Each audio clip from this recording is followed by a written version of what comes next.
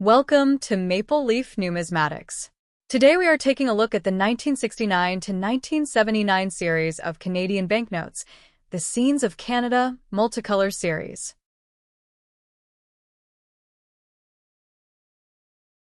The 1954 issue had reached the end of its practical lifespan for two major reasons. First, nearly all possible prefix letter combinations had been used, leaving the Bank of Canada with limited numbering options. Second, counterfeiting had become increasingly common, particularly in the intermediate and higher denominations. The Scenes of Canada series marked a major shift in Canadian banknote design. Introduced gradually between 1969 and 1979, these notes featured multicolored tints layered beneath each denomination's dominant color, along with intricate wavy patterns and more advanced engraving techniques. This multicolor approach wasn't just aesthetic, it strengthened security, and counterfeiting dropped during this period. Although the original plan was to feature Queen Elizabeth II on every note, the Minister of Finance requested that former Canadian Prime Ministers also be included to better reflect Canada's growing national identity. Each note prominently displays the coat of arms of Canada on the face, reinforcing this emphasis on national symbolism. The back of each note features a scenic vignette that highlights Canadian landscapes, industries, or human activity. Among these designs, the 1975 $50 note became especially popular for its depiction of the RCMP musical ride's dome formation, a design to commemorate the RCMP's centennial in 1973.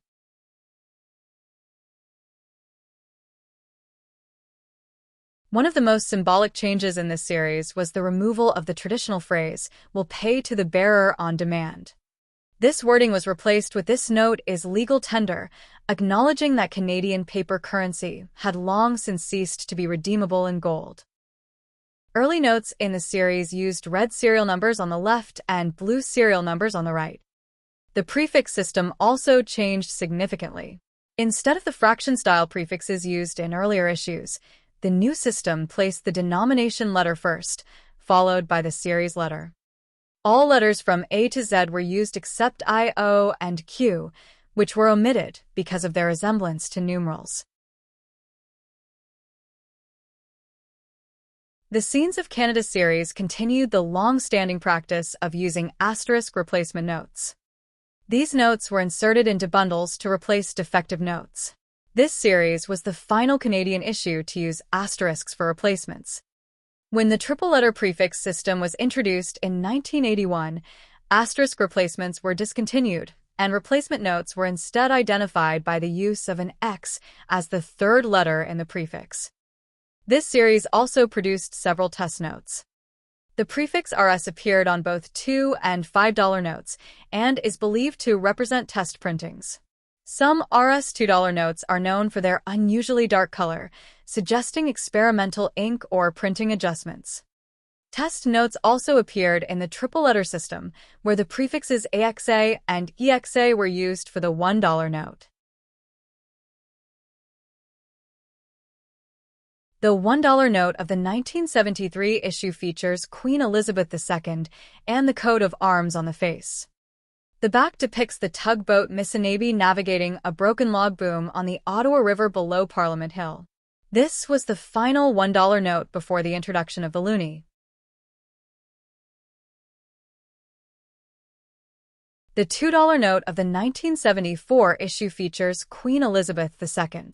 The back shows an Inuit hunting scene on Baffin Island. This vignette was originally intended for the $100 note.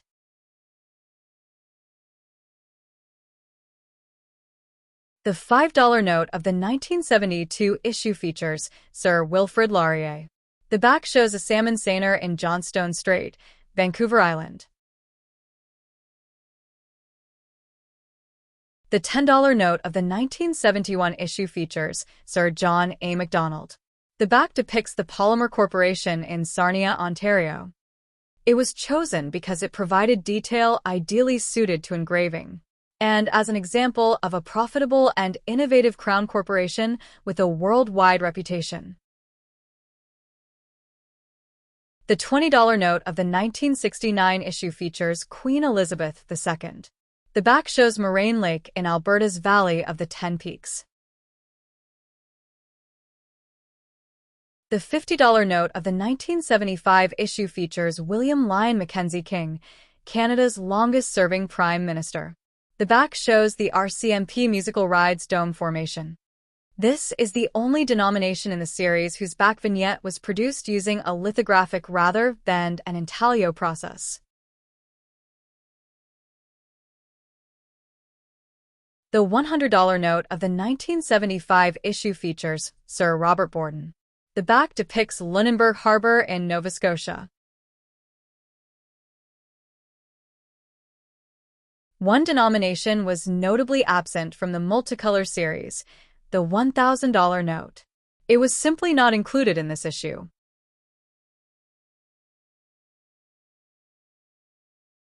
In 1979, the Bank of Canada introduced important changes to both the $5 and $20 notes.